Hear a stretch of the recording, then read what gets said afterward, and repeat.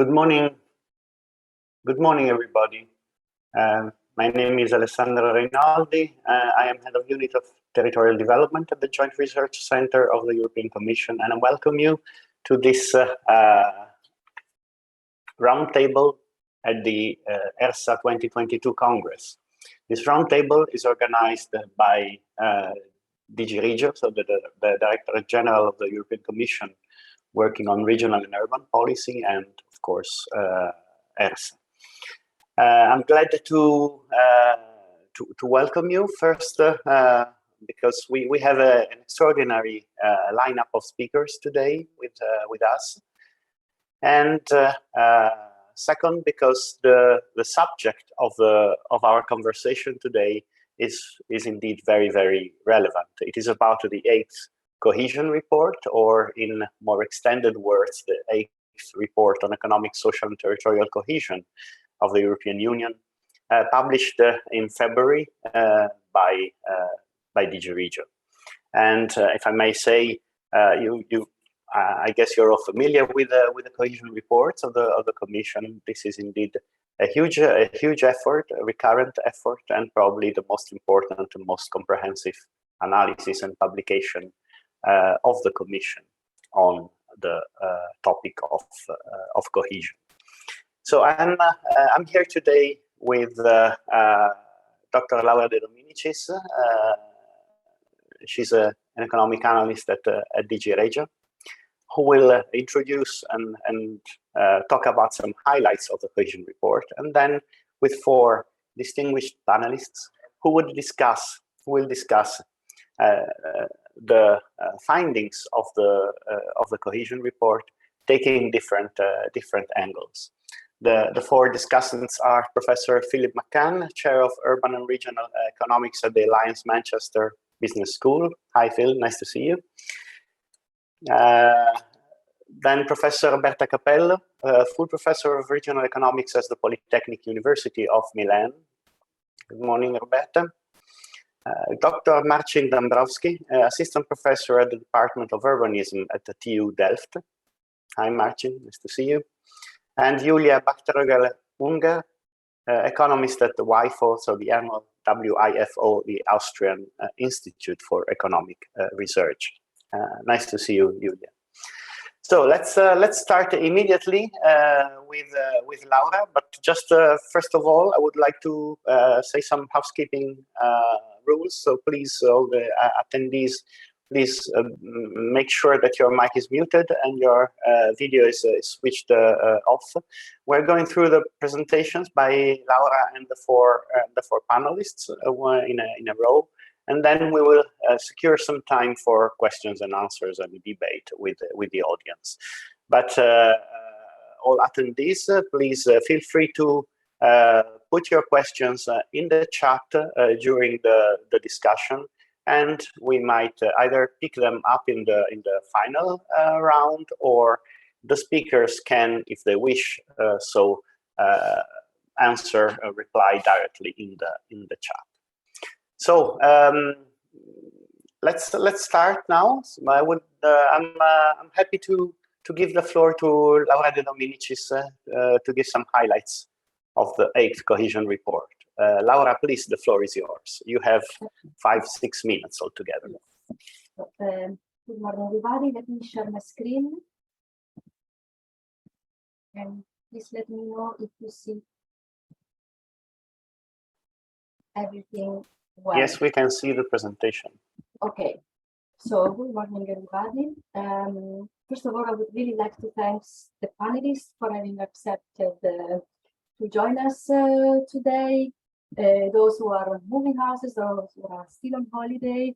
So really very thanks also on behalf of my colleagues that are not today here, but they also helped me during the phase of organization. So I'm Laura De Dominicis, one of the co-authors of the 8th Cohesion Report, and in the next 5 minutes I will just give you some, let's say, bit of food for thought, and open the floor for the interventions of our main speakers of this roundtable. So as some of you may know, or not everybody, the Cohesion Report is a treaty obligations. So the European Commission needs to report every 3 years on the main changes in territorial disparities and how the policies have affected those disparities. This report, let me say, it highlights the potential of the twin transition, the green and the digital, as the new drivers of growth, but also argues that without the right policies in place, it can lead to new territorial disparities. We tried to have a first assessment of the impact of COVID pandemic at regional level, where data allowed us and where some effects could have been seen. For instance, unemployment we could not see yet because we only could go up to 2021 and GDP to 2020 even. It's also its goal is to ask all the stakeholders to reflect on what happens next and to start a debate on the future of cohesion policy.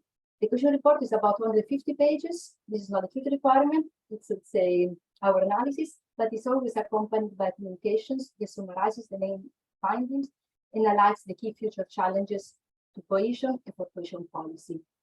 So one of the highlights that I want to introduce to you is the one about the development traps.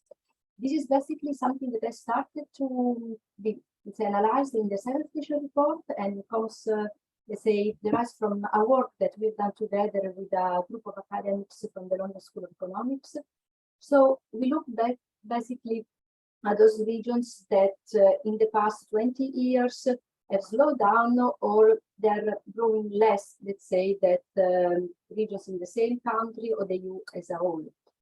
And in the map here to the right, you can see that the colored regions are the ones who are frequently trapped or mostly trapped. You see the darker the color, the more frequent or trapped.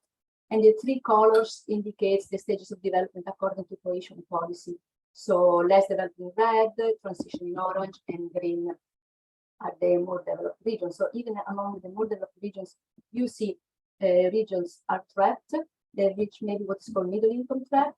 And to escape, let's say, from a development trap, a region needs to make simultaneous improvements to their business environment, the innovation ecosystem, to education, to its digital and transport infrastructure, depending on the needs of the region. Another finding that we find is that not only there is an innovation cluster, tends to cluster in innovation across EU regions, what in the past we used to call like the blue banana, remember when I was a teaching student, but also, and as you can see still on this map, where we plot the regional innovation scoreboard, which is a composite indicators, and regions in blue or green are the, let's say, leaders or strong innovators, while the other ones are, let's say, lagging behind in terms of innovation. But what we have found by analyzing several waves of these scoreboards is that, let's say, this gap is not shrinking, but it's increasing. So if you look at the less developed regions between 2016 and 21, let's say the share of regions which are only emerging innovator has been increasing. The same for the transition of regions. Let's say the strong innovators have shrunk between 2016 and 21, while the more developed have gained territory, let's say. So this is another of the highlights. There's also it's accompanied an innovation divide by a digital divide. So while on the left-hand side, we can see that the gap, let's say, in the basic broadband has been, let's say, closed. All cities in red have reached 100% of coverage in terms of basic broadband, and even the gap between rural areas and cities are not that big. Once we move to high-speed internet, we see a complete different picture, more variation across countries and more variation within countries, within areas which are rural or cities. And also one of the highlights is the one about like perception of citizens towards institutions, whether they are local institutions, national, or the EU. So in recent years, some places in Europe have experienced a sluggish, a declining economy, quality of life might have decreased. Then it has been studied both by academics, but also within the European Commission. The economic decline might have fed a growing discontent among citizens and among citizens located in different parts, in different territories of the EU. And the Eurobarometer and the data which I'm showing you now show that rural residents are more likely to think that their voice, for instance, doesn't count and to distrust the EU than, let's say, the citizens in town suburbs and cities. And also the citizens tend to have more confidence in regional and local governments than in national or lower level authorities. And this is something we also see when we look at Gallup data, which are collected at the city level or at the country level. So just to close and to leave the floor to our main speakers, we can say that the report highlights a number of new drivers or drivers that needs to be addressed to try to reduce disparities across EU regions.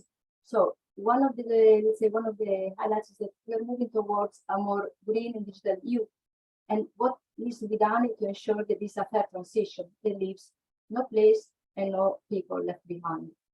Also, we experience a number of asymmetric shocks, unexpected shocks, the pandemic, the current geopolitical situation. So there is a need to strengthen the resilience and the responsiveness of regions to that through cohesion policy. Then demographic change is under the eyes of everybody. The infrastructure need to be adapted. There will be probably less pupils. There will be more aging population to take care of, but also the firms will have to adapt to a shrinking labor force. They need to recruit people from groups we now have lower unemployment rate. For instance, in some women or non-EU immigrants, but also youth, because youth unemployment rates are still high in a lot of EU regions, especially in the Southern European regions. And we have to limit or reduce the digital divide, the advanced digital accessibility, and democracy and its values are currently under pressure. So there's a need to address them. So I want to really thank you for attending this panel. I want to thank again the panelists. And when this presentation will be shared at the link that you see now, you can download the full report, all the data behind the maps, and the analysis we have done. So thank you very much. I think you're maybe in 5 minutes.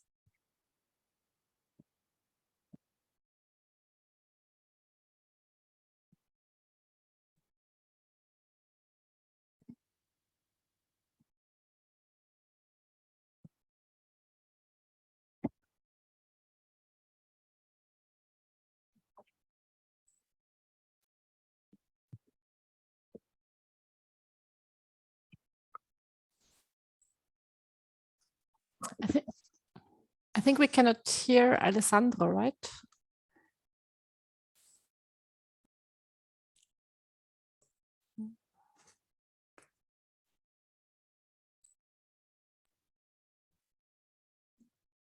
No, we cannot hear you, Alessandro.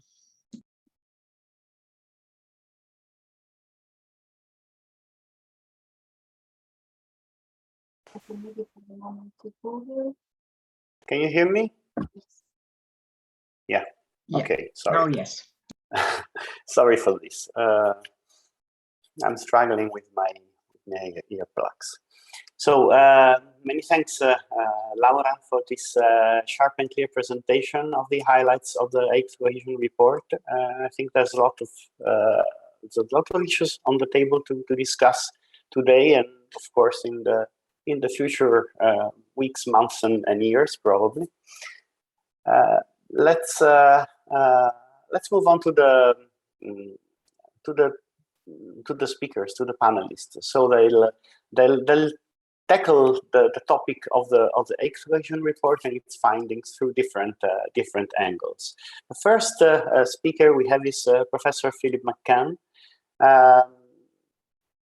Philip will tackle the topic of disparities, of perspectives of the EU cohesion policy with regard, in particular, to the issue of sustainability and the role of place-based policies, and the interlinked topic of the geography of EU discontent.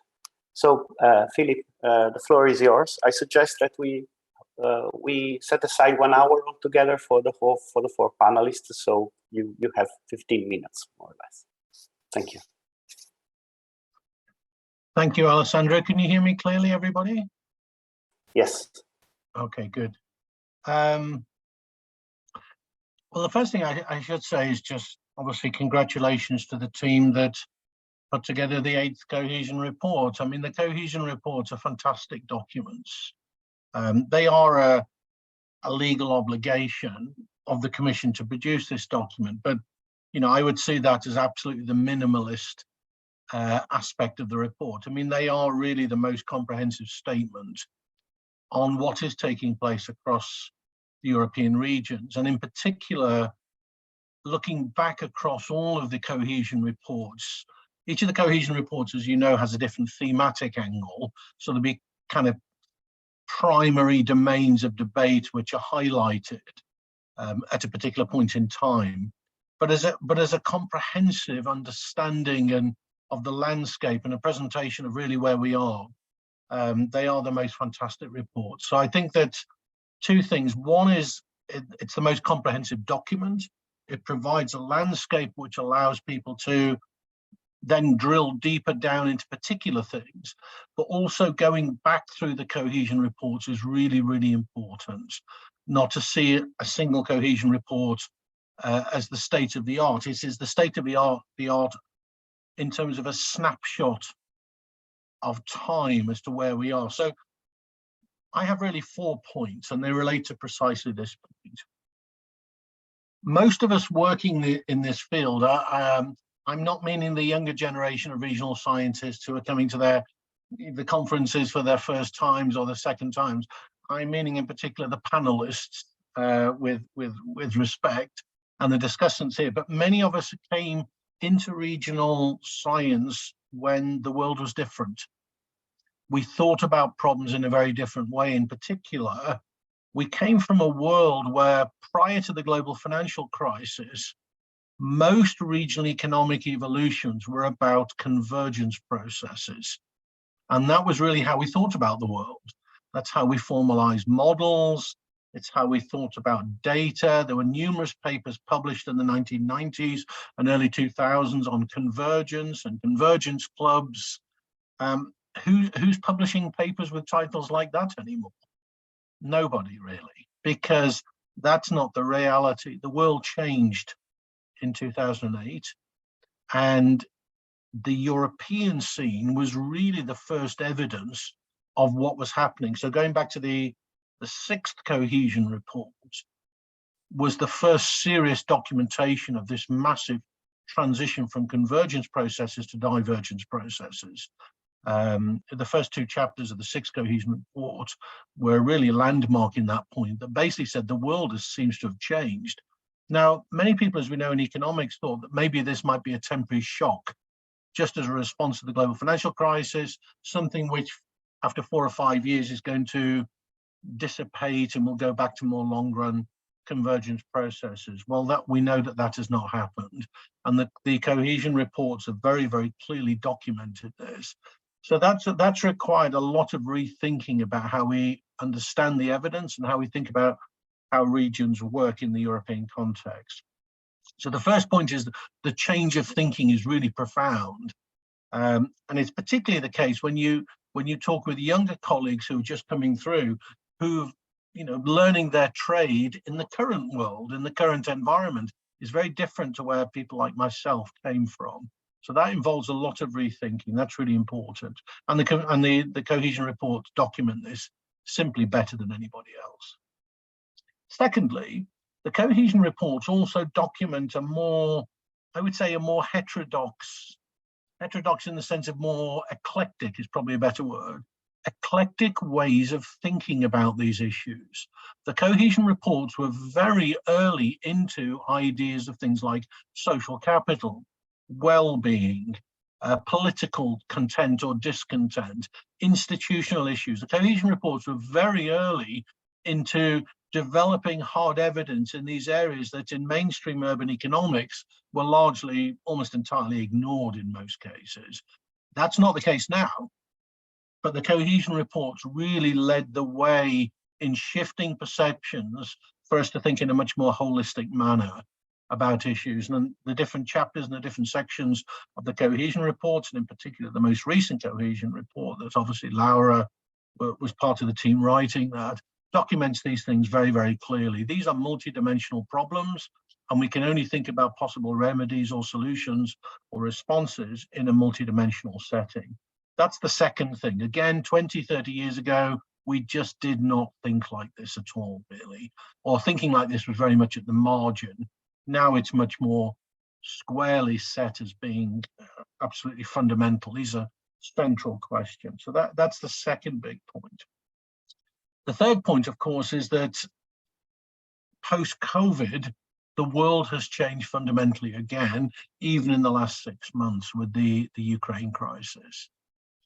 Now, the cohesion reports were very early into the notion of energy-related transitions. The cohesion report started raising those issues as key regional challenges. The notion of energy transitions, the notion of climate change mitigation responses, and where that sits with the regional dimension. And the cohesion reports are really the first to articulate that, and the first within anything produced by the European Commission as well, really linking those two dimensions and saying that this is a central issue that we need to address. And of course, one of the things that we do know is that climate change mitigation tends to be more risky for many of the weaker parts of our economies. The weaker regions tend to be much more exposed to climate change mitigation processes. So we hear people talking about just transitions, for example, in a sense, a question of fairness, ethics. Who's going to shoulder the responsibilities? Who's going to bear those costs of those transitions, as well as also absorb and enjoy the benefits of those transitions? Those are not equally distributed across places. We know that. And again, the cohesion report has been central in starting to raise that discussion. I think what's happened clearly in the last 6 months, these issues have become magnified in a manner that no one would have anticipated with the energy crisis that we're facing now, how to address these things, short term, medium term, and long term. That is very, very difficult. It's along the trajectory that the cohesion reports kind of outline, but it's just happening much quicker and in a much more severe manner. So the bottlenecks and the impacts on particular localities are going to be much more extreme than would have been anticipated even 12 months ago. So that's an enormous challenge. And the work of the Joint Research Centre down in Seville, also working with DG REGIO, has been spearheaded a lot of new thinking in this area around incorporating these issues in terms of inclusiveness, sustainability, better responses in terms of environmental transitions into more mainstream innovation-related ways of thinking about regional interventions. And so a lot of the work that's been done down there, and Alessandro and his team and so on, has been also very, very important and very pertinent here in terms of timing. So the new movement towards partnerships for regional innovation builds very squarely on the cohesion reports, very, very squarely, multidimensional, bringing in different themes, trying to build a holistic picture of how we kind of act in terms of policy actions and interventions. So this is very, very promising, and I think it's extremely timely, given in particular what's happened just in the last 6 months, most notably. And then the final thing is the issue around, obviously, discontent, the political shocks. Geography of discontent is obviously the phrase that I came up with, and it's pretty widely used now by the Commission, by the OECD, Brookings, and so on. Interesting, the presentation by Laura, you see that the cities, the discontent is much lower in general in cities. It's much more in smaller places and rural areas. That is something which you tend to see globally now. And that provides huge transition shocks, which are on top of the just transitions that we want to bring about. If you see, these are institutional tensions which are separating places in terms of perceptions, separating what is possible institutionally in terms of governance reforms, policy interventions between different types of places, simply because where people are more discontented, they need more help, but they are more resistant to reforms. That's the irony. The geography of discontent is very profound in terms of reflecting political reflections of the geography of growth and decline, region by region, but at the same time, it's also a geography of the ability and the willingness to bring about those transitions. That's the difficulty. The places that need the most assistance to transition are also in general the most resistant to those transitions themselves. And that provides very, very profound bottlenecks, which is going to lead to real challenges in terms of how we design policy interventions. I think the new Partnerships for Regional Innovation is a very, very encouraging way forward, because it is about building cohesion, bringing people together, building cooperation, stakeholder engagement, so that people feel that they own their transitions. And I think actually also, if you look at the most recent work the last few months, particularly of the Brookings Institute, the Brookings Metro program, their work is reflecting very closely the work of the Commission over recent years. I find that very, very encouraging, that these ideas are genuinely spreading, not just across the Atlantic, but elsewhere, so that other people are obviously looking at the work of the Commission, looking at what's happening in cohesion policy, and trying to adapt those principles and so on to their own context in the US. So I think there's a lot of reasons to be optimistic. I think the challenges we're facing are really unprecedented in our lifetime. But I think at the same time, in the regional space, I think there are a lot of good things happening, and it's important to build that momentum and keep those things moving forward. I think I'll stop there, Alessandro.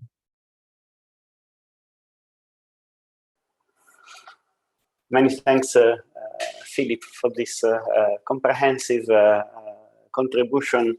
I really enjoyed listening to you talking about the way the cohesion reports have been kind of pioneering over time, development of the way of thinking inside the scientific community and inside the policymaking community at the same time, and indeed pushing forward this the idea of this holistic manner to look at territories, look at places, and understand how different elements which might lead to different policy efforts have to be seen together, and policy interactions across domains, win-wins or trade-offs have to be analyzed and understood.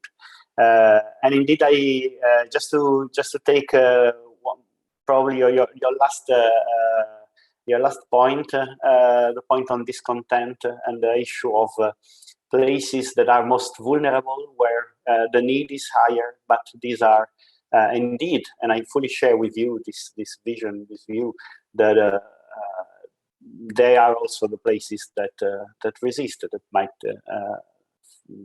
really where the need is higher, the resistance might also be higher, and this is a key topic that policy needs to address. Not an easy effort, though. Thank you very much, Philip. Let's move to Roberta Cappello, full professor of regional economics at the Polytechnic University of Milan. I think she will try to tackle the topic of cohesion and the discussion on the 8th cohesion reports, more on the angle of industrialization, reindustrialization, digital transition. This is also a key topic of the transition effort of the EU. So, Roberta, please, the floor is yours. 15 minutes. Okay. Thank you, Alessandro. Good morning, everybody, and thank you to the DG Regio for this invitation, which is very, very interesting in the sense that we are dealing with a report which is absolutely fantastic and interesting to read.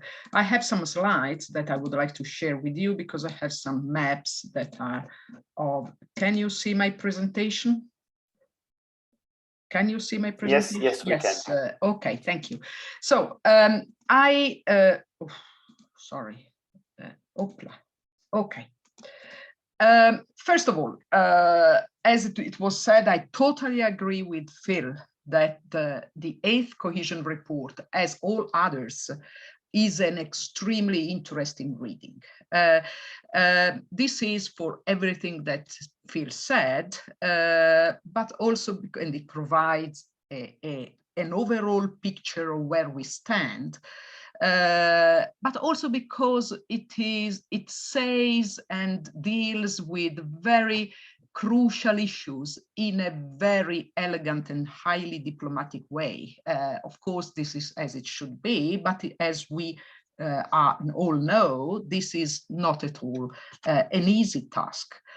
And especially in the case of this has always been the case also for the other cohesion reports, but the last one is fascinating because it tackles and puts forward many, many new issues that Europe has never dealt with, from the pandemic to the, let's say, the energy crisis at this level, and the digital transition that we are dealing with, that is something that we don't really know how to grasp. If you read it, I think that there are, at least from my point of view, there are three main messages that go through the whole report. And these are very, very clearly stated in each chapter. And these are, let's say, the red line throughout the whole report. And these messages are, first of all, there are all the present transitions that we face in Europe represent a great potential for the future of Europe. And this is my point. This is something that the cohesion report doesn't say, but I would say that they are also unescapable. We are facing them, so we have to deal with them. And this is the first message: great opportunities, great potential. However, and this is again something that comes out, I put, these are the pages in the executive summary, you can find them very clearly, and even in the report you find them. Without appropriate policy actions, all these opportunities will lead towards new economic, social, territorial disparities, that they may appear and they may, let's say, put Europe under severe stress, the European territory in general. So the third message is that cohesion policy can help address this divide. So let's say the great cohesion challenges that are in front of Europe, but will need to focus more on regional potential. So these three messages are very important. So opportunities, threats, new policies, or new, let's say, not new, but readjusted policies. And I shall show that the cohesion report is very, very updated and even puts forward some results that come to our that come out also in our academic results. Let me say something about reindustrialization in Europe. As you all know, in this decade, we started to have some doubts about all these offshoring activities, manufacturing activities, because they provide a cost. And there is a lot of literature on that. But Europe came up with an idea, a policy idea, that is that there is a manufacturing imperative. That is to say, Europe should go back and reindustrialize its regions and its territories. So the manufacturing imperative came as a political message. And calling for a reshoring of manufacturing production, but not only, a modernization of the European economy. This is what Europe deals with, and in order to also to overcome the productivity gap that is associated to Europe. And you can find some of that in the cohesion report.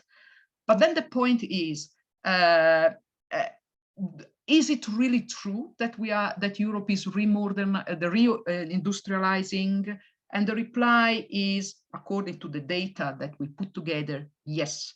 So the green color there, dark or light, doesn't matter because it's the intensity of reindustrialization, but it shows quite clearly that all our regions seem, even some Eastern countries, are reindustrializing. But then we also have to show that, and we have to take into consideration that these reindustrialization patterns take place in different manners. We have in some regions the reinforcements of the pre-existing industrial fabric. So you get back sectors that were already of specialization in that regions, and you reinforce the already existing specialization. We can also have enlargement of pre-existing industrial fabric. So you have a diversification of what you have, and you are still specialized in that. When we have the mild reinforcement of and the weakening of the industrial fabric. So you can go in different trajectories in the way in which you reindustrialize. But why do I say all this? Because then the matter is it true that the message that the European Union provided, that we have to go back to the reindustrialization, is something that is worth for European competitiveness? So just briefly, the industrial productivity growth, which is here the dependent variable, seems to be strongly and statistically associated, positively associated with reindustrialization, or vice versa, sorry. Regions that reindustrialize more perform better than others. So it means that the message, the general message, is true. And also the second one is that although on average, regions that reindustrialize and modernize in modernizing sectors on average is not significant, when this modernization is very high, so it's more than 40% of the sectors that reindustrialize also modernize, the effects on productivity, industrial productivities, are clearly visible. What about then the way in which regions reindustrialize? And here we have that within reindustrializing regions, those that get advantage from the reindustrialization are those that reinforce their previous tissue, which means, again, you have, in terms of policy, and the cohesion policy stresses this, is a matter of what is already in the region that has to be reinforced. And here we played a little bit in terms of cohesion. So what is happening if all regions in Europe reindustrialize? And this is the actual, so the line is the actual cohesion, disparity, level of disparities, the total, the between and the within disparities. As you see, the histograms show you what happens, what would happen if all regions reindustrialized. And if you see the total tile index goes back down, so we would have lower disparities, more cohesion, and the between country disparities would decrease strongly, while the within would remain the same. Again, why are we interested in that? Because if we all regions reindustrialize and modernize, which means that they go back, they go to high level sectors, high tech sectors, this is not the case. So in total, we would have just a little decrease in disparities. The between country disparities would decrease, but at the expenses of the within country disparities. And again, this is a policy message. Not all the regions need, and especially the weak ones, the ones that are in the development trap, they don't really need to go to a modernization of their industrialization sectors, but they really need to take back the sectors and the manufacturing activities that they are specialized in. What about the digital transition? Just quickly, here we have well, digital transition is is made of very different types of transitions. We have the Industry 4.0 transition, the digital service economy transition. So we have all of them. We tried to disentangle them and to see which transition is the prevailing one in a region. And here you see the map. We have, for example, Northern Italy and Southern Germany that are extremely efficient in terms of Industry 4.0, while we have the digital service economy in the capital in the capital cities in general, and they are more present in and then there are other types of transitions that take place. So what about the impact of such transition? So again, there are strong opportunities. You see here on your left-hand side, the map of the impact of Industry 4.0, which means robot adoption, so digital robot adoption on GDP growth. And this is highly concentrated in the manufacturing-related transformation regions, while, and this is a very important message even in terms of policy, the impact of digitalization on GDP growth is not limited to the capital cities where we had the impact. Of course, this is where it is high, but there are many other regions that take, thanks to spillover effects on digitalization of services, and so all the economy becomes more efficient. So that's again a message. So it's a much more pervasive effect. So opportunities are there, and they have to be, let's say, exploited. However, and again, as the Cohesion Report says, we have to take the threats into consideration. And this is a map that tells you what happens in the job market. We have a lot of areas where displacement of both cognitive and manual jobs take place, or even we have many areas where there is a creation of gig jobs, so of jobs of low quality. Again, all these transitions in the labor market have to be carefully followed and analyzed and accompanied with accompanying measures. Sorry for that. But otherwise, we run into great problems. So in conclusion, as the Cohesion Report has strongly and clearly stated throughout its reading, is that the cohesion policy can help address the digital divide, but it will need to focus more on regional potential and on regional specificity to ensure fair transition. And this is the great let's say, challenge that is in front of us, a fair transition towards a better Europe and more cohesive Europe. Thank you very much for your attention. And I stop here, interrupt. Okay, thank you. Thank you very much, Roberta. That was a great contribution. You really drove us through the issue of what you call the manufacturing imperative, the reindustrialization, how this happens and is happening in European regions, how the different trajectories work, and how, in fact, the policy need to put together a response which is not, which should not be homogeneous across regions. I'll take very quickly two elements of your presentation, which I think are inspirational.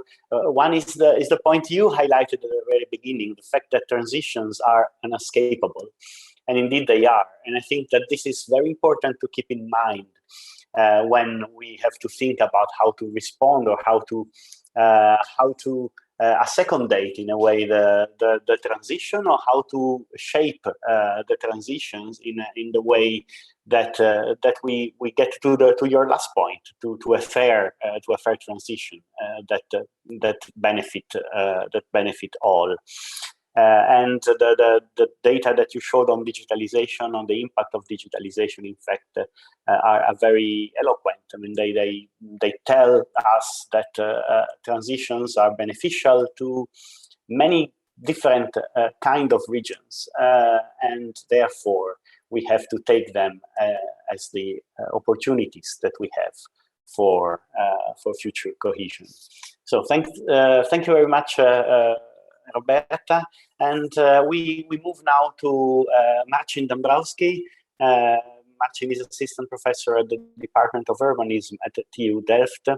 I think Marcin will take the topic of the eighth cohesion report from more point of view of policy governance and of sustainability challenges related to the Green Deal and the just transition. So Marcin, please, the floor is yours. You have 15 minutes.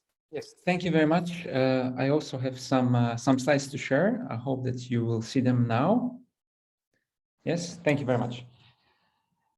Yes. Okay. Yes. So I think in my talk, thank you very much for this opportunity to discuss the cohesion report, which I also enjoyed, and I'm very pleased to be here in this panel. And I think in my talk I will echo quite a bit of points that were made before, and also because I think that the cohesion report indeed nails down those main challenges and the changing drivers of disparities in Europe, which we have to tackle. So I'll tell you a little bit more about those in my talk. So this is the outline. I will introduce it briefly and then really make 2 points. One about cohesion policy as a driver for just sustainability transitions.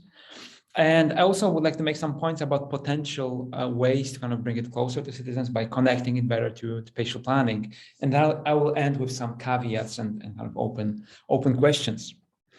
Right, so on the urgencies or the context other way. So we've already discussed this a little bit, and it is present in the cohesion report. So what we are seeing is really a very potent cocktail of challenges, of major challenges, linking growing inequality to the discontent that has also particular geography related to that inequality and kind of policy neglect, energy transition, sustainability transitions, the question of digitalization as well. And we've seen in the cohesion report that regional disparities have been decreasing over time, but at the same time, those lagging areas, the places that have been neglected perhaps, or have been losing out from the kind of economic transformation in the last decades, are at risk of falling further behind in the face of those this combination of challenges, which then will probably further fuel this disillusionment and the rise of populism. So cohesion policy very much has the tools to address, or at least help address some of these challenges, and also bring the EU closer to citizens. But as we have seen also in the last years and some research emerging on that topic, namely the Cohesify project that me and Roberta here were also involved in, there is an awareness problem, citizen awareness of cohesion policy, and also a problem of communication of results of cohesion policy to the citizens. Then further, what we can add is, well, also in terms of the contextual factors, is we are facing also a process of deglobalization that started with kind of rise of protectionism and was further deepened by COVID and the way it disrupted global value chains, which kind of forces the economies to be a bit more inward looking. And then there's, of course, the war in Ukraine, which puts really new emphasis on the need to shift towards renewable energy and cut the dependency on fossil fuels. And also this process will probably hit hardest the poorest communities in the deprived areas, in the kind of lagging regions and so on. And there is perhaps also here echoing the tone of Roberta's talk, there may be a silver lining because this transition is bound to happen anyway. So perhaps this is an opportunity as well to leap forward towards decarbonization and kind of more regionally oriented circular economies. So the question to really address for us is, how can cohesion policy help to respond to those challenges while at the same time engaging the citizens in this process and addressing their actual concerns in the face of those transitions and the tensions, the conflicts that they inevitably entail. Right, so cohesion policy as a just sustainability transitions vehicle. In the recent communications by the European Parliament, similar points were made also, that the green transition should be turned into an economic and social opportunity for all regions, and with a special attention being paid to disadvantaged regions. And indeed, this is an opportunity that we should be pondering. And also by connecting cohesion policy more explicitly to the sustainability transitions challenge, perhaps we can also help bring it closer to citizens by then explicitly connecting to the biggest challenge of the moment for Europe. And also importantly, a challenge that has very tangible impacts on the daily lives of the citizens, as we've seen, for example, with the kind of growing protest in France in the recent years with the Gilets jaunes, which was triggered by rising energy prices and fuel prices. And those challenges and those impacts are unevenly distributed across space in Europe. And also opportunities to move away from the fossil fuel-based economies, energy-intensive industries in certain regions are unevenly distributed. So now I think that this is being recognized in the Cohesion Report and in the actions that the EU has been taking in the recent years, for example, with the Just Transition Fund that targets those highly vulnerable areas that are heavily dependent on energy-intensive industries. Also, cohesion policy has been also put forward as one of the key implementation mechanisms for the European Green Deal. The new objectives of cohesion policy are also going in the right direction, with the emphasis on greener Europe and also the social Europe, and bringing those issues closer to citizens, with 30% of the budget for cohesion policy being now tied to climate action in addition to Just Transition Fund. So that's all very good, but I think that also we can sharpen this problem by increasing the resolution a little bit. So I'll just bring some almost random examples from around me. These are kind of satellite images of an affluent area of Delft, where I am now, and a much less affluent area of The Hague, some 10, 12 kilometers away from here, Schilderswijk. And what you can see on those images is the difference in saturation with photovoltaic panels on the roofs, which kind of is a good illustration of this challenge of accessibility and participation in the green transition that is very much dependent on where you live, how high your income is. Another example is the urban heat islands effect that also my colleagues at TU Delft have measured in several cities of the Netherlands. And here as well, the exposure, the vulnerability to urban heat islands, which is increasingly going to be a problem year on year with the ways in which the climate changes, is also clearly related to wealth, to the quality of the built environment. And the biggest problems tend to be concentrated in the poorest post-war areas. But then also zooming out, what we could also consider more explicitly is the functional geographies that moving towards more sustainable futures requires a new look at this. And the example I would like to bring here, which shows the dependence on cities on their hinterland in particular, is from two projects that we were involved in recent years, looking at the circular economy transition. And we tried to map in those projects the geography of flows of waste. And here you can see this visualized for construction demolition waste flows for the Amsterdam region. And what you can see is like how this waste, which is a resource from kind of circular economy perspective, is processed all around the city in the port area and its hinterland, but also going much further to other parts of the country. This is another illustration from the same projects showing where municipal waste is processed in the agglomeration of Łódź. And there again, you can see this dependence of the city on its hinterland, where actually waste is being processed. And then a third point related to that is also that we need to address the question of uneven capacity to engage, to embrace those transitions. So this point was already mentioned by the previous speakers a little bit, but it's also very apparent in the Cohesion Report when it comes to looking at institutional capacities, as where institutional capacity, quality government is higher, the capacity to tackle those transitions and embrace them in policy and in planning is greater. And also it's evident from other research being conducted now on those questions, for example, by ESPA. So what are the levers that we can be pulling? We can use cohesion policy to actually deliver those place-based and just green transitions. The tools are there. But to do this effectively, we need to invest also wisely in awareness of the citizens of both the transitions challenges, but also what can be done with cohesion policy. And we need to invest in ways to engage the citizens more effectively as agents of those transitions. And here again, we can capitalize on the strengths of cohesion policy and its integrated approach as a means to connect, or kind of lever to connect sustainability agenda to other agendas, the social agenda, the economic development agenda, and also generate co-benefits in that way, increasing the impacts, but also increasing the support of this transitions, which is a problem that was mentioned before by Roberta and also Philip.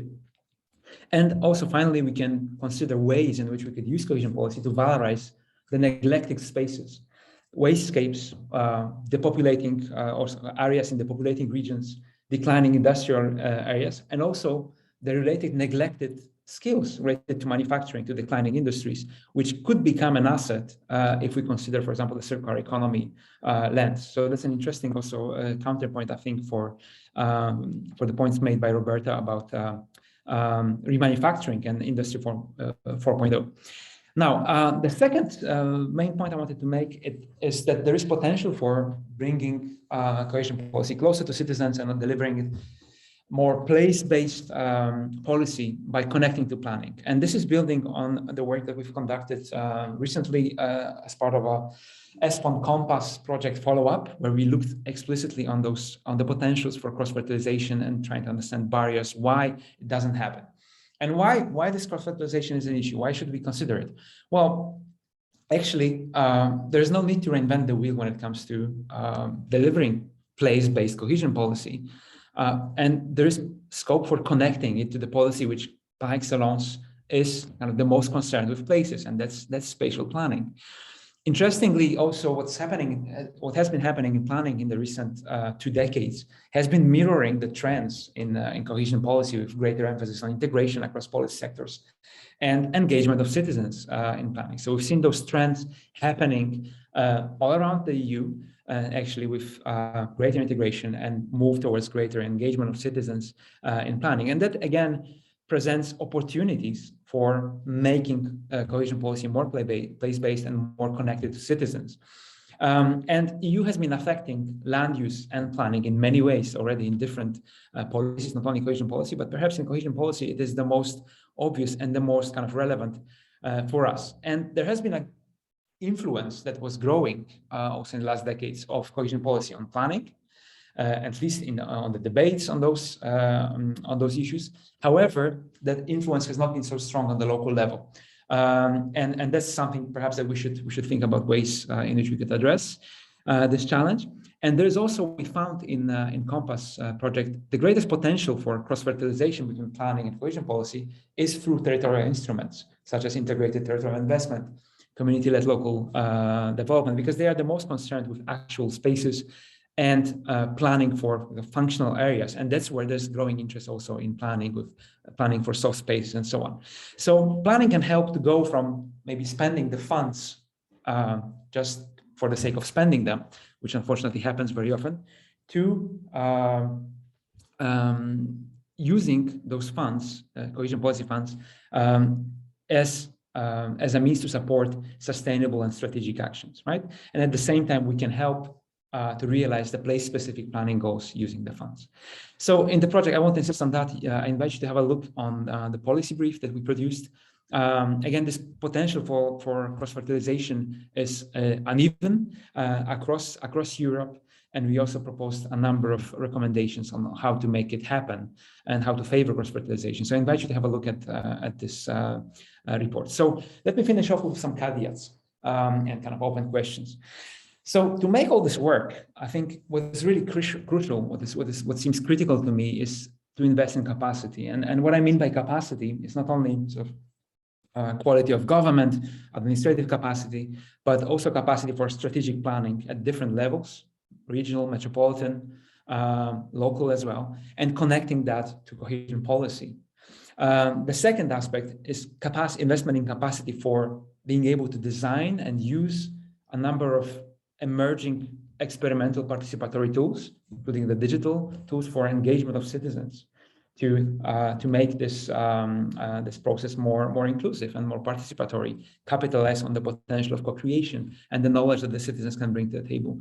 The third aspect is also being able to connect to the grassroots engagement and the experimentation that is happening on the local level, connect that to the urban and regional decision-making, to policy-making at those scales. And finally, we need to invest also in capacity of citizens themselves to engage meaningfully in participation and being able to anticipate what will be the impacts of the more sustainable futures on their lives and what can they do about this. So a few open questions to finish off really. So can we rethink the narrative behind cohesion policy then? Is the bigger challenge now uneven development per se? Probably not anymore. Or is it making sure that the impacts of those transitions that we said, of those big challenges, are kind of evenly spread across the territory in the EU, that there's even capacity to embrace them? Then the second question is, how can we increase the resolution perhaps and consider those left behind places in cities and regions that are not necessarily lagging per se? So when we zoom in, we can see also those huge disparities at the local scale. And finally, can we go beyond our comfort zone with cohesion policy and maybe rethink it, rebrand it as a transition tool, rethink its storytelling and communication on it, and connect more explicitly to planning. And on that, I will finish. Thank you very much. Thank you very much, Marcin. I mean, I've followed your presentation very closely. It's difficult for me to try to synthesize a few elements now. It's all very interesting, very pertinent. I think very really linked to the challenges that we face right now and right here in Europe. I mean, in all the regions and cities. I must say that personally speaking, I like particularly the emphasis that you put on places and on the need to go a little bit more granular in understanding the needs, the challenges, the potentials, and how we can link cohesion policy a bit more effectively to this dimension, to this size of analysis, and indeed the topic of left behind places wherever they are, even inside cities or very far from cities, I think deserves to be further thought and developed. And maybe I'll mention another point of your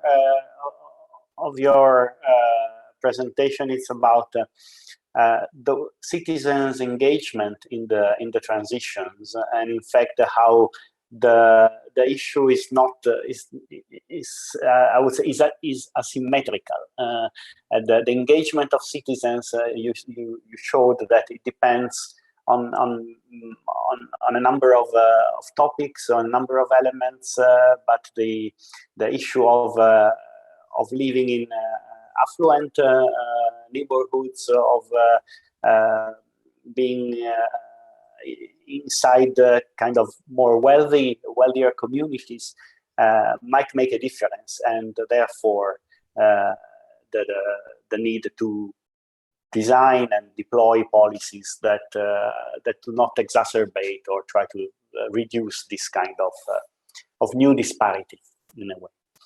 So thank you very much. I appreciate those comments. I hope we will get back to some of those the discussion later. Thanks. Yes, that would be great. So thanks a lot, and now let's move to the last panelist, Julia Bachter-Ruglar-Unger. Julia is economist at the WIFO, the Austrian Institute for Economic Research, and I think she will indeed, as her presentation right now shows, she will tackle the topic of the 8th Cohesion Report and its findings. So from the main point of view of innovation. So Julia, please, the floor is yours. As for the other panelists, you have 15 minutes. Thank you. Many thanks, Alessandro. Many thanks for having me in this distinguished panel. I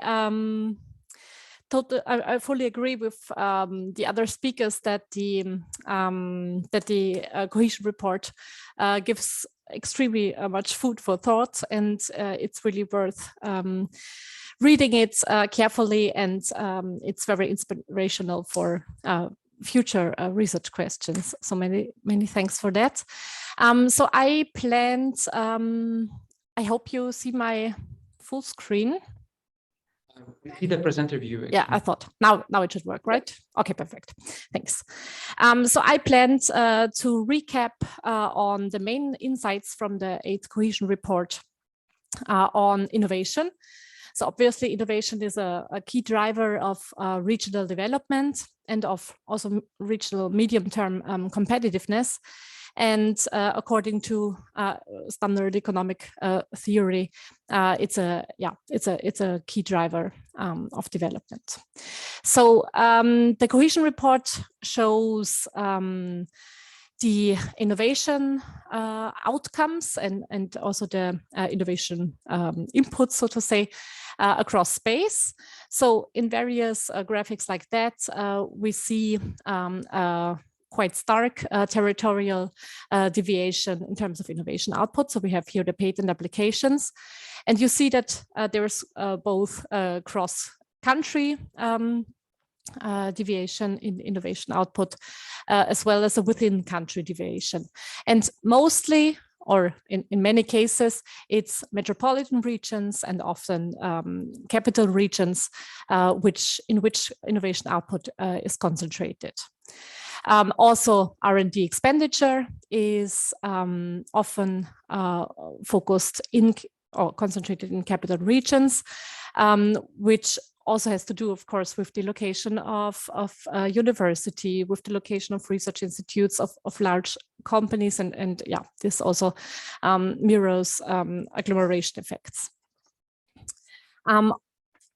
Laura has already shown the regional innovation scoreboard indicator you see on this map, which also shows some east-west or north-south divides in the regional innovation performance. And having a look at the report, this also reflects many indicators on regional development and on the development of regional disparities. All right, so given the strong territorial dimension of the innovation performance and its role as a major driver of medium-term regional competitiveness, this of course motivates a strong focus of EU cohesion policy on strengthening research, technological development and innovation in order to achieve medium-term development. And also to close the R&I divide. So that's, I will come to that in a second. So just a short info. So in the 2014 to 20 period, more than a quarter of the cohesion policy budget has been dedicated to a smarter Europe. And it's also a large focus in the program period 2021 to 2027. So the regional or territorial divide in research and innovation outputs somehow mirrors also an expanding gap in productivity levels and growth at the firm level. So also in the literature, there's this so to say, this trade-off between fostering innovation and productivity growth at the technological frontier, which is narrowing and narrowing, and the diffusion of innovation. And if I have a look at the main EU funding instruments for research and innovation, again, for the last programming period, we have these two main funding instruments, Horizon 2020 on the one hand, but also the European Structural Investment Funds, and in particular the ERDF, which, so to say, have the objective of strengthening research and innovation in the EU. If you want the Horizon 2020 funding, or the selection of projects funded from Horizon 2020 is really excellence-based. So you have these competitive tenders, and the aim is really to found also more basic research, and to be to work at the technological frontier, if you want it like that. Also, it's not place-based, so international cooperation is an asset, and it focuses on key enabling technologies and societal grand challenges, on priorities defined ex ante, so to say. And the ERDF, on the other hand, as part of ESIF, aims at the smart, sustainable, and inclusive growth. So its major priorities more closing the R&I divide, and also enhancing the diffusion of innovation, in my understanding. And what is also a specificity is that the selection of projects is place-based. So the project selection is based on smart specialization strategies, building on local capabilities, local conditions, and local potentials. All right, so the cohesion policy is an important player in the European research and innovation policy, in my view, and its aims of closing the R&I divide, enhancing inclusive growth, enhancing the diffusion of innovation out of urban centers, out of capital regions, is really crucial. I also find the focus, or the cohesion policy's focus on innovation, very crucial, as I think it can also contribute a lot to green transformation. So with maybe a special emphasis on further developing green technologies and so on, could be very important elements of tackling the consequences of climate change.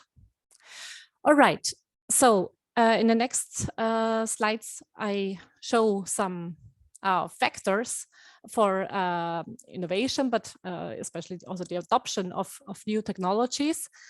And we'll then talk about some measures that the cohesion policy, or regional innovation policies as such, should stress in order to increase adoption of new technologies also in less developed regions. So the 8th Cohesion Report presents many of these factors, and also the territorial divide in these factors. So we have here the regional variation in the shares of the labor force with tertiary education. We also have employer firm birth rate, so entrepreneurship, and is an important driver of innovation diffusion.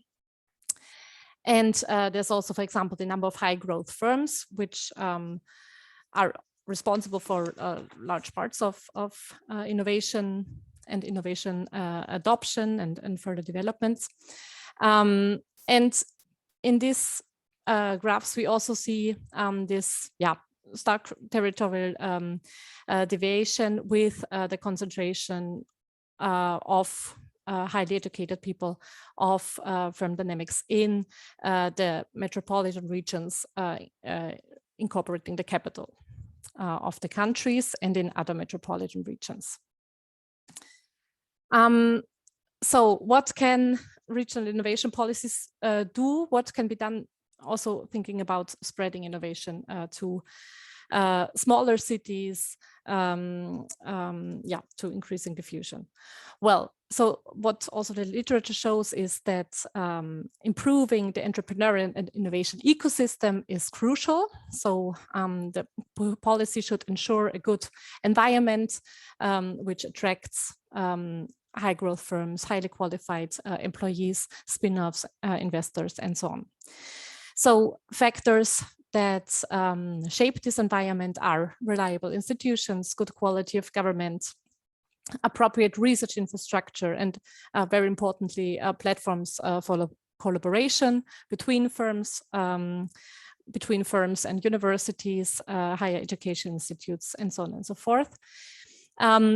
What is also crucial in my view in this respect is the broadband high-speed internet access. Laura has shown some slides on that, as well as the education and training of the labor force. So these are all factors attracting firms. I would think it even further and say that also good quality of life shaped by social indicators, by also ecological indicators in the medium term plays a big role to make also remote regions more attractive for people and firms. Right, so the environment is the one thing. On the other hand, what cohesion policy does to account for these different development needs, different development statuses, different development potentials and objectives is a bottom-up approach in the allocation of the R&I funding, in a sense that R&I support from the ERDF is or must be aligned, so to say, with the smart specialization strategy. The aim is to achieve critical mass of funding in fields, in thematic fields or in technological fields, which where local capabilities already exist. It's also important to involve local stakeholders, and the aim is to develop new or upgrade the existing activities. So in fact, we talk of a smart diversification with the aim to develop further. There is also, the European Commission also recommends to coordinate public support and create synergies, especially between EU funding instruments, such as Horizon 2020 in this case, and the ERDF. And some recent research, some ongoing research here in the map, you can see potential synergies in regional funding concentration on climate action and environment in the 14 to 20 period. And there's a few regions which concentrate both ERDF and Horizon 2020 on this policy area, but there's surely much room for improvement, also given the importance of this topic. Evaluations of smart specialization are ongoing. So one main finding is that there are regional differences and major challenges remaining, and room for improvement in the next programming period. Well, some last ideas on how to spread further this innovation out of urban centers and more developed regions. Well, I shortly mentioned the education of the labor force as an important element for the ecosystem. I think in the new program period, there will be a stronger focus on higher education for smart specialization. So I think it's really important, especially in less developed regions, to align their education policies and targets with their smart specialization strategy, so that they really have the labor force and qualifications on the ground, which they need to further develop. I think it's extremely important to provide and put more emphasis on the provision of infrastructure and incentivize also the knowledge transfer between universities and firms. between firms, etc. And in particular, also to avoid lock-in effects in less developed regions is greater emphasis on interregional exchange. So there's also some recent research by Boschma and Ballon who showed that if peripheral regions connect with regions that provide capabilities that are complementary to their existing capability, this indeed increases the probability to diversify new technologies. And I think next to considering the local capabilities, local potentials, it's also it would also be important to think a bit more about these interregional collaborations. And I know that in the new program period, there's also a policy priority on this. One last word. I also think that it would be important to strengthen the ecosystem in smaller cities, in regional centers, and thereby also to increase the attractiveness of the regions close by, keeping in mind the effects on the green transformation. So we should avoid too much soil sealing, etc.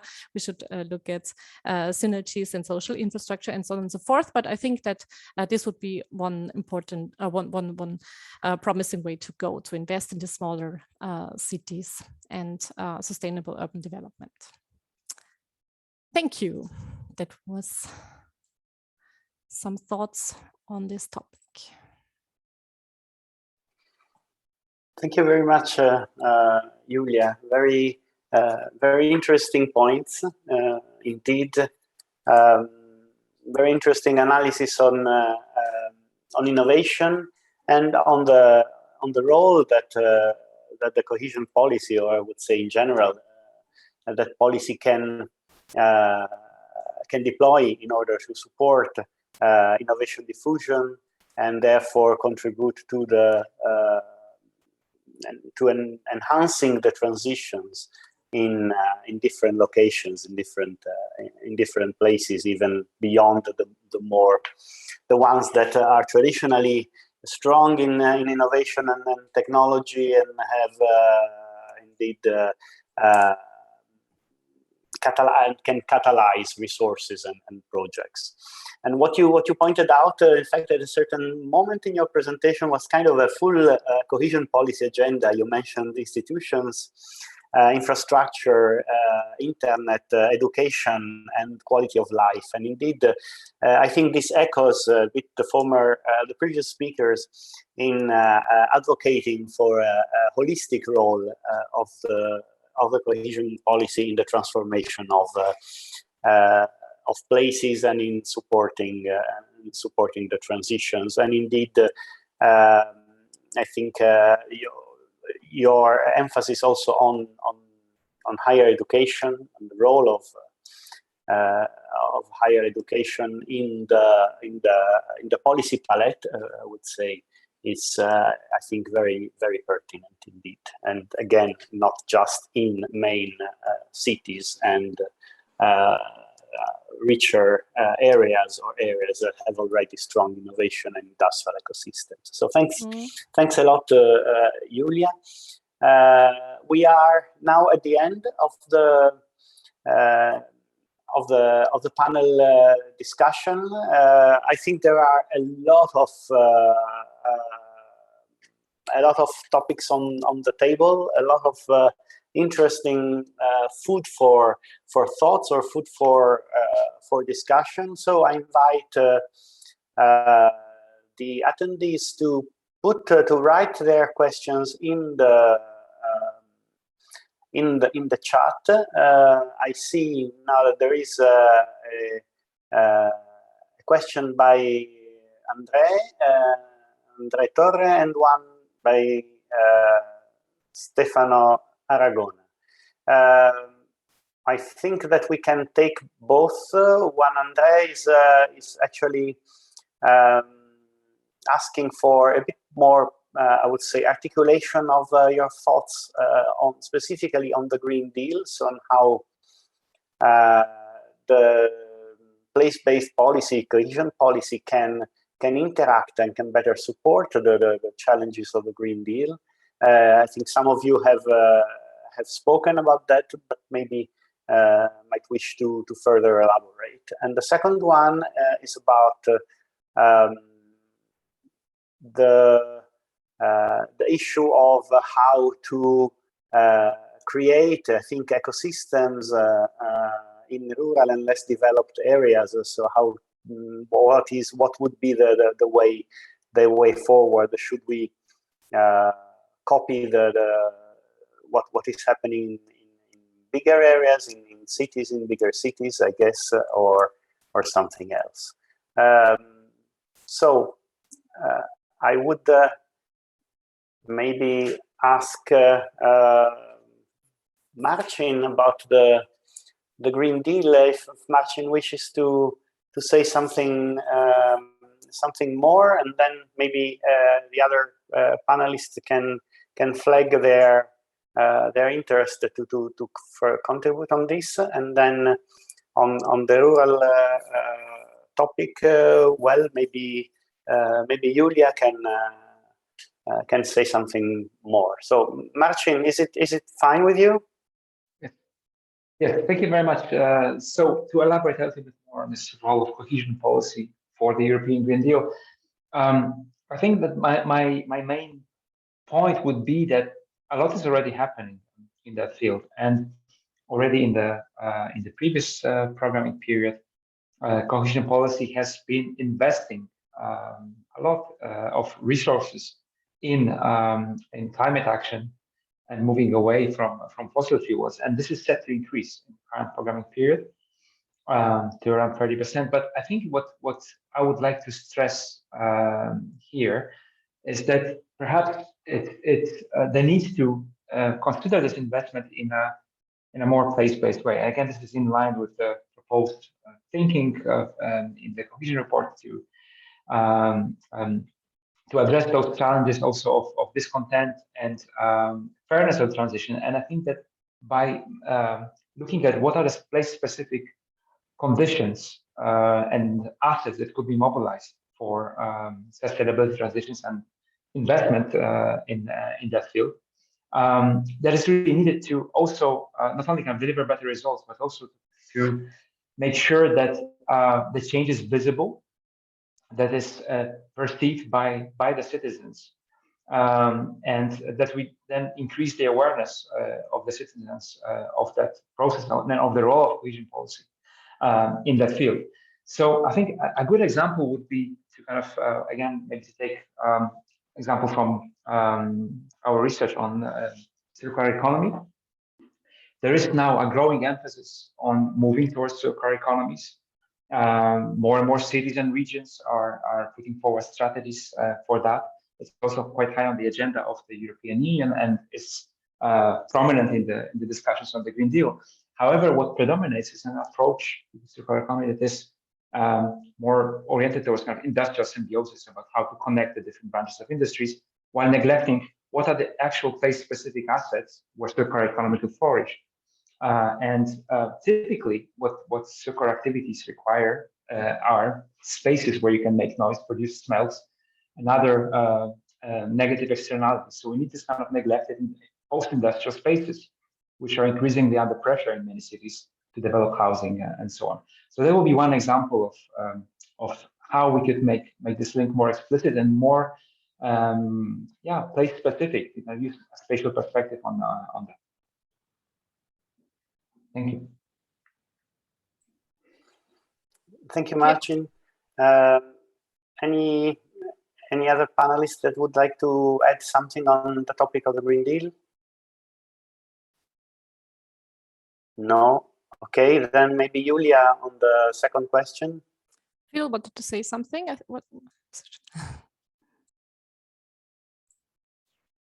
Yes, I just want to make a comment that, again, one of the things that has come very much out of the work of the Joint Research Centre, and obviously, Alessandro, you're very much in the centre of what's happening around the Partnerships for Regional Prosperity, but the original work that kind of started a lot of that agenda, obviously, as you know, was was conducted by Luc Sote and myself. One of the issues that came out very quickly is that the Green Deal, of course, is a mission-oriented type of approach, but that's inherently top-down.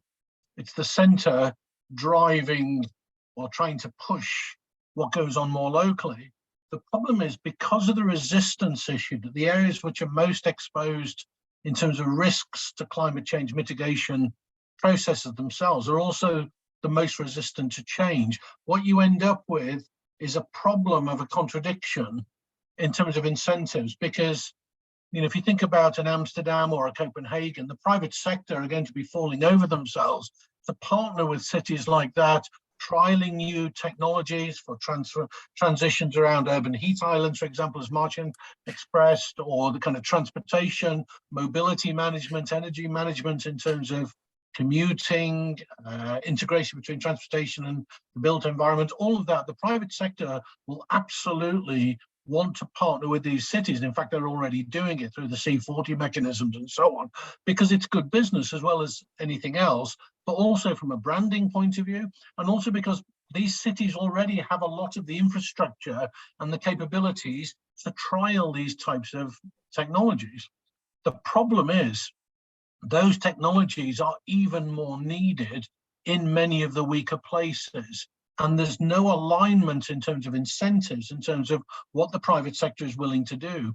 And the Green Deal, if you only have a top-down mission-oriented logic, you cannot even begin to address that problem, which is where the partnership approach, the Partnerships for Regional Innovation, which is being spearheaded by the JRC's work, is so important, because it turns this argument very much to a local, bottom-up engagement process where communities and localities can start to take ownership of those issues. And if you have small steps forward across hundreds or thousands of localities, you start to bring about real change. Whereas big ticket changes orchestrated from the centre, by definition, cannot do these things. So there is an inherent contradiction, and that's why the partnership approach is so critical here to try to bring about those changes. Yeah, indeed. Thank you, Phil. Sorry for not seeing you. I have a screen that shows me only the speaker, so I cannot see anybody anybody else. So sorry for ignoring your. And indeed, thanks for highlighting the topic of our efforts that have been deployed on the issue of linking innovation strategies as well as smart specialization strategies first with the sustainability topics, as how to generate a clear link of making smart specialization a methodology that would serve sustainability objectives in regions and cities, and then further developed into the partnerships for regional innovation.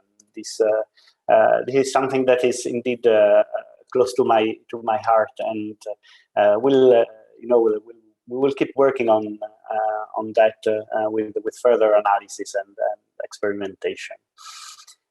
So let's go back to Julia now on the topic of innovation ecosystems, maybe. Yeah. Please let me also shortly say that I very much agree with what you said, and I liked what Roberta also said before. The green transformation, the climate change is a big challenge, but it's also a big opportunity, and we need also for the European economy. And I think we need so many different skills, capabilities in order to address that. That's this partnership principle and combining this overall goals and local engagement is, I think, really the way to go, and really, really, really important. Just a short note, on should we do, so to say, the same thing in all regions, or should also the remote rural regions become or develop the same as the bigger regions? So my short question would be no. So I think that not every region can be an innovation leader. Not every region can produce the same amount of high tech or generate the same amount of high tech patents. Also here, I think that there should be some division of labor. I don't know. So really building on the local capabilities, on the local structures, on the local potentials, on the realistic ones, the policy should be conducted. Thank you, Julia. Any other panelist wishes to say something on the topic of ecosystems in less developed areas, or in, I would say, neglected areas? Maybe I just can add to Laura. Yes. Laura, please. Yes, maybe I can add what Julia just said is about the fact that we can think of creating high-tech clusters everywhere in Europe, but also what we are now looking at, I mean, so within the Commission, within DG REGIO, is about let's say linkages between areas. We used to talk about functional urban areas. I think we're all familiar with this term, but Sandro knows also as well, because we're working with you, we're starting to talk also about functional rural areas. And knowing that not all rural areas are the same, it depends where we are located. In some cases, we might specialize, let's say, in high tech, but in some cases, also quality of life enters into the picture now. Some areas maybe are more prone to be a good place to work and live because of the quality of the life. I think Alessandra Fagian and their team have done this type of work for the area interne in Italy. And I think the new digital way of working that we are all working with, and from home, you can see there is a lot of boxes in the back. So I think this gives more possibilities and options, and to become a center of employment, but not in the way we used to think of. I mean, I'm also one of the, when Philip was talking about old schools, I also think one of my chapters in the PhD thesis about regional convergence was back in the late 90s, early 2000s.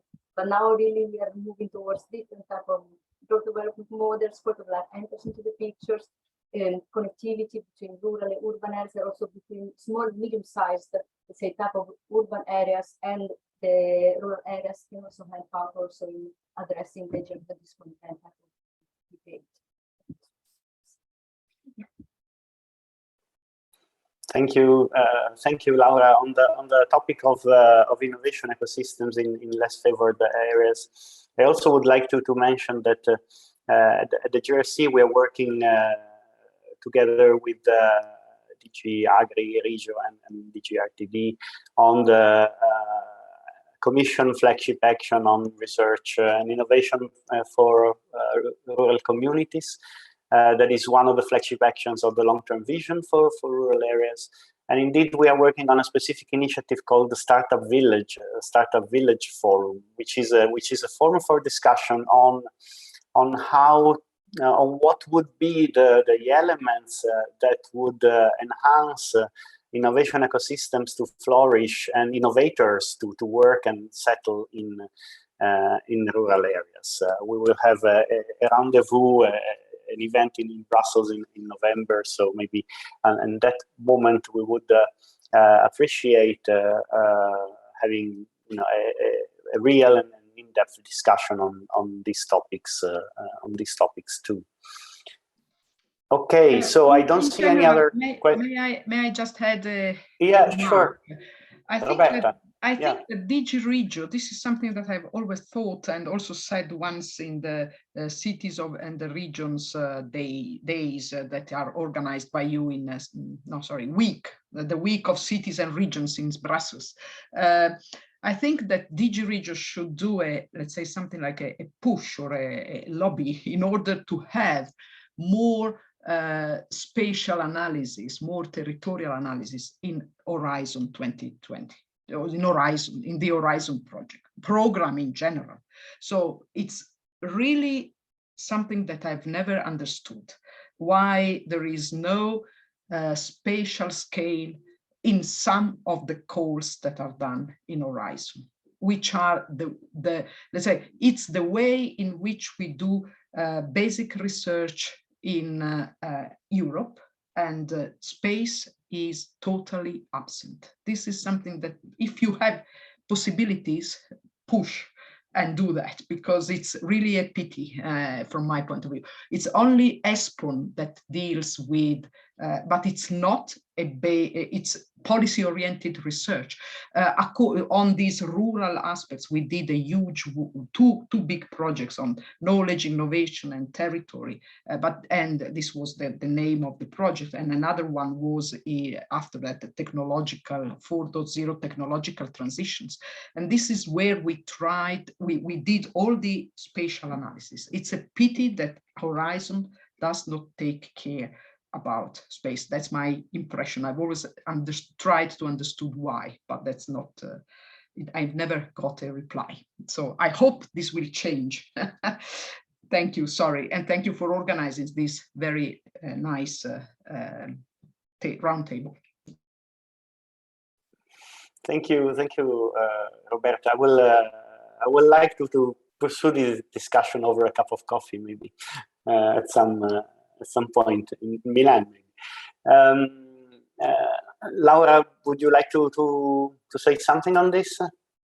Oops, difficult question. I can bring the message during the. Well, that's already a lot. Bring the message. That would be very nice. Thank you. Thank you for doing that. It was the stairways to excellence away a bit, Alessandro, to have those two things to meet, or not really? It was more. Oh, I lost Alessandro. It is frozen. Okay, but I will definitely, and I don't know if we're not cut yet. I would just maybe do just one say thought, something that I thought during was especially during the first intervention of Phil, when he says that the Cohesion Report is an eclectic document and that tries to put forward some ideas that, as I said, seminally. And I think that this is just because it's not just because I'm at ERSA or because I'm here with academics, but I think because the interaction between us and as team working on the Cohesion Report and the academic committee has been always very close and very strong.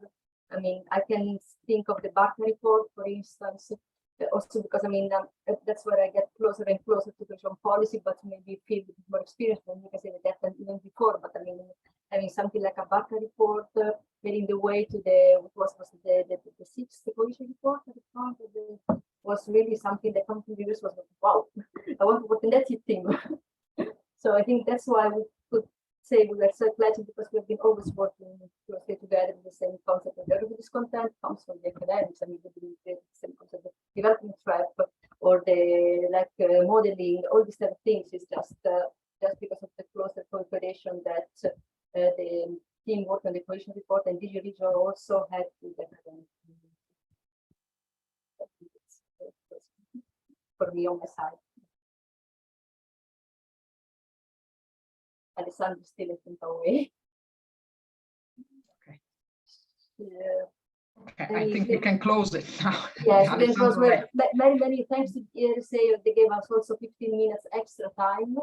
So because between us and the lunch, it's only us that say it is on this roundtable. So on behalf also of Alessandro, we now have connection problems. And on behalf also of my colleagues at DG REGIO, of my director, Peter Berkowitz, and everybody, I would like to thank the panelists for taking part in this roundtable, but also to interrupt their holiday or their moving plans. And hope to see you also. I mean, the cooperation with the ERSA will continue with academic lectures during the winter also. Thanks also to Andre, Maricel, and the team at the ERSA for giving us the chance to organize this very beautiful. Thank you, Laura. For some days. Bye. Thank you. Bye. Bye. Thank you very much. Thanks for having us. Thank you. Bye. Bye. Bye.